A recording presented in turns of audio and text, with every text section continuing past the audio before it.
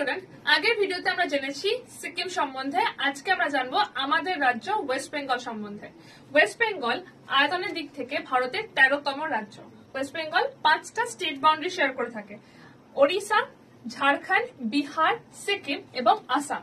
এছাড়া 3টে international boundary share করে থাকে: বাংলাদেশ, নেপাল এবং ভুটান। ওয়েস্ট বেঙ্গলের নর্দার্ন মোস্ট পয়েন্ট হচ্ছে ফালুট, যা এখানে অবস্থিত। সাদার্ন মোস্ট পয়েন্ট হচ্ছে পূর্বাশা আইল্যান্ড, যা এখানে অবস্থিত। ওয়েস্ট বেঙ্গলের পূর্বতম পয়েন্ট একটি নদী দ্বারা ডিটারমাইন করা হয়, সেটা হচ্ছে সাংকোশ। সাংকোশ অপশন না থাকলে লাইটাক বলতে পারো। ওয়েস্ট বেঙ্গলের পশ্চিমতম পয়েন্ট হচ্ছে সুবর্ণরেখা।